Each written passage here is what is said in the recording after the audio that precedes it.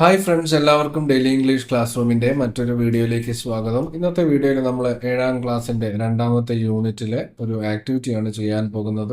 ഇത് പോയവുമായി ബന്ധപ്പെട്ടിട്ടുള്ള ഒരു ആക്ടിവിറ്റിയാണ്. കഴിഞ്ഞ ക്ലാസ്സിൽ നമ്മൾ പറഞ്ഞിട്ടുള്ള ഫോറിൻ ലാൻഡ്സ് എന്ന് പറയുന്ന പോയവുമായി ബന്ധപ്പെട്ടിട്ടുള്ളതാണ്. അപ്പോൾ അതിൻ്റെ ആക്ടിവിറ്റീസ് നമ്മൾ കഴിഞ്ഞ ക്ലാസ്സിൽ ചെയ്തതാണ്. ഇനി നമ്മൾ അതിൽ വരുന്ന മറ്റ് ഒരു ആക്ടിവിറ്റികൾ ഏതൊക്കെയാണെന്ന് നോക്കാം. പോയവുമായി ബന്ധപ്പെട്ടിട്ടുള്ളതാണ്. Look at the following lines from the poem. Up into the cherry tree who should climb but little me I held the trunk with both my hands and looked abroad on foreign lands. അപ്പോൾ ഇത് ഈ ഒരു പോയത്തിലെ foreign lands എന്ന് പറയുന്ന പോയത്തിലെ വരികളാണ്. ഇനി പറഞ്ഞിരിക്കുകയാണ് the words tree and me end with the same sound. അപ്പോൾ ഇവിടെ ഒന്നാമത്തെ വരിയിലെ ട്രീ, രണ്ടാമത്തെ വരിയിലെ മീ രണ്ടും ഒരേ ശബ്ദത്തിലാണ് അവസാനിക്കുന്നത്, അല്ലേ? ട്രീ, മീ രണ്ടും ഒരേ ശബ്ദത്തിലാണ് അവസാനിക്കുന്നത്. സിമിലർലി അതുപോലെ തന്നെ ഹാൻഡ്സ്, ലാൻഡ്സ് രണ്ടും ഒരേ ശബ്ദത്തിലാണ് അവസാനിക്കുന്നത്. അപ്പോൾ നമുക്ക് ഇതിൽ ട്രീയും മീയും റൈമിംഗ് വേർഡ്സ് ആണ്. ഏകദേശം ഒരേപോലെ ഉള്ള ശബ്ദം ഉണ്ടാക്കുന്ന വാക്കുകളാണ്. അതുപോലെ ഹാൻഡ്സും ലാൻഡ്സ് ഇതും റൈമിംഗ് വേർഡ്സ് ആണ്. അപ്പോൾ rhyme means the repetition of the same sound at the end of different lines in A poem. ഒരു പോയത്തിൻ്റെ പല വരികളിലെ ഒരേ ശബ്ദത്തിൽ അവസാനിക്കുന്ന വാക്കുകളെയാണ് റൈമിംഗ് അല്ലെങ്കിൽ റൈമിംഗ് വേർഡ്സ് എന്ന് നമ്മൾ പറയുന്നത്. Identify the other rhyming words from the poem and circle dum. അതുപോലെ ഈ പോയത്തിലെ മറ്റു വരികൾ എടുത്തിട്ട് അതിലെ റൈമിംഗ് വേർഡ്സ് അണ്ടർലൈൻ ചെയ്യുക അല്ലെ സർക്കിൾ ചെയ്യാനാണ് പറഞ്ഞത്. ഇനി look at the above stanza again. ഈ മുകളിൽ കൊടുത്തിരിക്കുന്ന ഈ സ്റ്റാൻസ ഒന്നുകൂടെ നമുക്ക് നോക്കാം.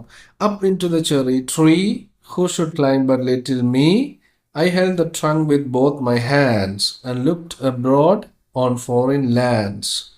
അപ്പോൾ ഇവിടെ ട്രീ, മീ റൈമിംഗ് വേർഡ്സ് ആണ്, ഒരേ വിഭാഗത്തിൽപ്പെടുന്ന വാക്കുകളാണ്. അപ്പോൾ അതുകൊണ്ട് നമ്മൾ അതിൻ്റെ ആദ്യത്തെ അക്ഷരമായ എ എന്ന് പേര് കൊടുക്കുന്നു. അപ്പോൾ ട്രീ എന്നുള്ളതിന് എ എന്ന് പേര് കൊടുത്തു, മീ എന്നുള്ളതിനും എ എന്ന് പേര് കൊടുത്തു. ഇനി മൂന്നാമത്തെ വരിയിൽ വരുന്ന ഹാൻഡ്സ് എന്നുള്ളത് എ ഗ്രൂപ്പിൽ ഏതെങ്കിലുമായിട്ട് ചേരുന്നുണ്ടോ എന്ന് നോക്കുക. അപ്പോൾ ഹാൻഡ്സ് ട്രീ ചേരുന്നില്ല, ഹാൻഡ്സ് മീ ചേരുന്നില്ല. അപ്പോൾ അത് എ വിഭാഗത്തിൽ പെട്ടതല്ല, അത് പുതിയൊരു ടൈപ്പ് റൈമാണ്. അപ്പോൾ അതിന് നമ്മൾ ബി എന്ന പേര് കൊടുത്തു. അടുത്ത വരി നോക്കുമ്പോൾ അത് ബിയുമായിട്ടാണ് റൈം ചെയ്യുന്നത്, അപ്പോൾ അതും ബി ആണ്. അപ്പോൾ നമുക്ക് ഈ പോയത്തിൻ്റെ റൈം സ്കീം എന്ന് പറയുന്നത് എ എ ബി ബി ആണെന്ന് പറയാം. ഈ പോയത്തിൻ്റെ ഏത് സ്റ്റാൻസ് എടുത്ത് നമ്മൾ നോക്കിയാലും അതിലെ ഒന്നാമത്തെയും രണ്ടാമത്തെയും വരിയിലെ വാക്കുകൾ റൈമിംഗ് വേർഡ്സ് ആയിരിക്കും. അതുപോലെ മൂന്നാമത്തെയും നാലാമത്തെയും വരികൾ അല്ലെ അവസാനത്തെ വാക്ക് റൈമിംഗ് വേർഡ്സ് ആയിരിക്കും. അപ്പം നമുക്ക് പൊതുവായിട്ട് ഈ പോയത്തിൻ്റെ റൈം സ്കീം ഇതാണെന്ന് പറയാൻ കഴിയും. അപ്പോൾ ഈ പോയത്തിൻ്റെ റൈം സ്കീം എന്ന് പറയുന്നത് എ എ ബി ബി എന്നാണ്. റൈം സ്കീം എന്ന് വെച്ചാൽ ഏത് രീതിയിലാണ് റൈമിംഗ് വേർഡ്സ് ഈ കവിതയിൽ ഡിസ്ട്രിബ്യൂട്ട് ചെയ്തിരിക്കുന്നത്, വിതരണം ചെയ്തിരിക്കുന്നത് എന്നുള്ളതിൻ്റെ ഒരു കോഡാണ് ഈ റൈമിംഗ് സ്കീം എന്ന് പറയുന്നത്. അപ്പോൾ എ എ ബി ബി എന്ന് പറഞ്ഞാൽ 1ഉം 2ഉം റൈമിംഗ് വേർഡ്സ് ആണ്, 3ഉം 4ഉം ബി അതും റൈമിംഗ് വേർഡ്സ് ആണ് എന്നർത്ഥം. The last words of the first two lines end with the same sound, which is marked A. Third and fourth lines end with the words hands and lands. They have the same ending sound, which is different from A, so they are marked B. അപ്പോൾ അങ്ങനെ നമ്മളിപ്പോൾ പറഞ്ഞ കാര്യം തന്നെയാണ്. The rhyme scheme of the poem is A A B B. Rhyme scheme എന്താണെന്ന് ഇവിടെ പറഞ്ഞിട്ടുണ്ട്. Rhyme scheme is the pattern of rhymes in a poem. ഒരു പോയത്തിലെ റൈമിംഗ് വേർഡ്സിൻ്റെ പാറ്റേൺ ആണ് റൈം സ്കീം എന്ന് പറയുന്നത്. Identify the rhyme scheme of the following stanza. താഴെ തന്നിരിക്കുന്ന സ്റ്റാൻസയുടെ rhyme scheme കണ്ടുപിടിക്കാനാണ് പറഞ്ഞിരിക്കുന്നത്. അപ്പം നമുക്ക് അതൊന്ന് വായിച്ചു നോക്കാം. I saw the next door garden lie adorned with flowers before my eye and many pleasant places more that I had never seen before. അല്ലേ? അപ്പോൾ ഇവിടെയും ഒന്നാമത്തെ വരി ലൈ ഐ റൈമിംഗ് വേർഡ്സ് ആണ്, മോർ ബിഫോർ റൈമിംഗ് വേർഡ്സ് ആണ്. അപ്പോൾ ഇതിൻ്റെയും rhyme scheme എന്ന് പറയുന്നത് എ എ ബി ബി, അതായത് എ എ ബി ബി ആണ് ഇതിൻ്റെയും റൈം സ്കീം എന്ന് പറയുന്നത്.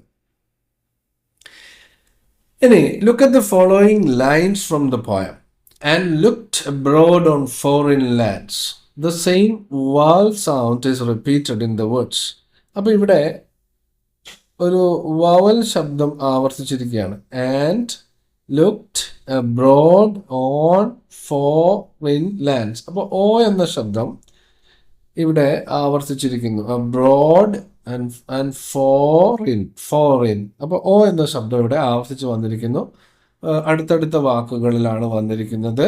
അപ്പോൾ അതുകൊണ്ട് ഇവിടെ ഇത്തരത്തിൽ ഒരു വവൽ ശബ്ദം ആവർത്തിച്ച് വരികയാണെങ്കിൽ, ഒരു വരിയിൽ ആവർത്തിച്ച് വരികയാണെങ്കിൽ അതിനെ നമ്മൾ അസൊണൻസ് എന്ന് വിളിക്കുന്നു.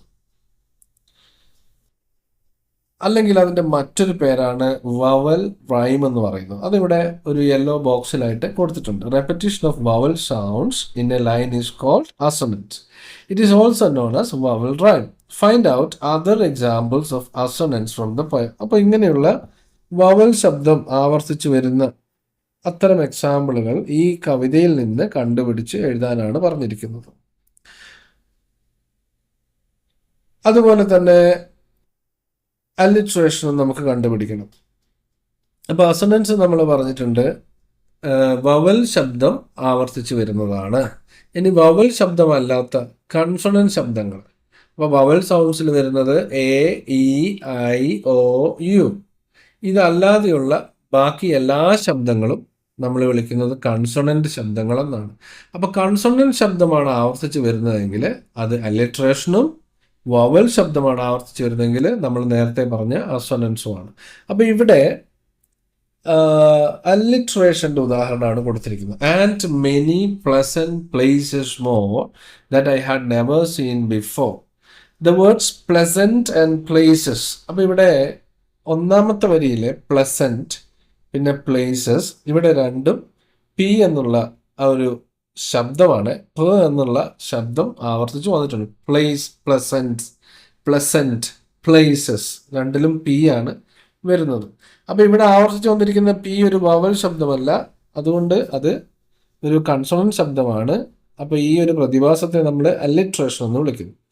ഇനി ഇതേപോലെ കുറച്ച് വരികൾ തന്നിട്ടുണ്ട്. ഇതിൽ നിന്ന് അലിട്രേഷൻ്റെ ഉദാഹരണം നിങ്ങൾ കണ്ടുപിടിച്ചെഴുതാൻ പറഞ്ഞിട്ടുണ്ട്. അപ്പോൾ ഒന്നുകൂടി പറയാം. അസൊണൻസ് എന്ന് പറയുന്നത് ഒരു വവൽ ശബ്ദം ഒരു വരിയിൽ അടുത്തടുത്തുള്ള വാക്കുകളിൽ ആവർത്തിച്ച് വരുന്നതാണ്. അപ്പോൾ അതിൻ്റെ ഉദാഹരണങ്ങളാണ് ഡിംബ്ലിംഗ് റിവർ പാസ്. ഇവിടെ ഒരു വവൽ സൗണ്ട് ആവർത്തിച്ച് വന്നിരിക്കുന്നു.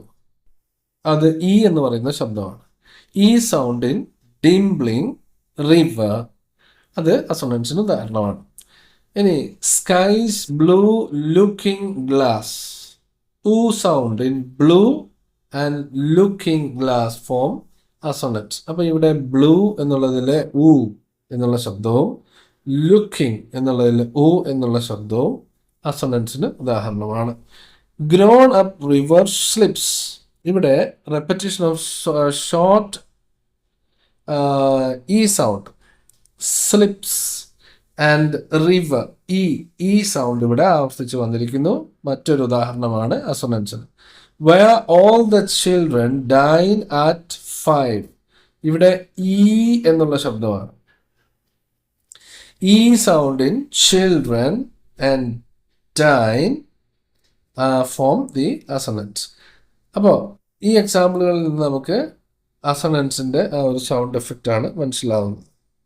ഇനി നമ്മൾ അലിട്രേഷൻ്റെ ഉദാഹരണങ്ങൾ നോക്കാം. അലിട്രേഷൻ എന്ന് വെച്ചാൽ ഇവിടെ കൺസൊണന്റ് ശബ്ദമാണ് ആവർത്തിച്ച് വരുന്നത്. എക്സാമ്പിൾസ് നോക്കാം. ഡിംപ്ലിംഗ് റിവർ പാസ്. അപ്പോൾ അവിടെ പി എന്നുള്ള ശബ്ദം അവിടെ റെഡ് ലെറ്ററിൽ കൊടുത്തിട്ടുണ്ട്. രണ്ടാമത്തെ എക്സാമ്പിളിൽ skies blue looking glass, L എന്നുള്ള ശബ്ദം.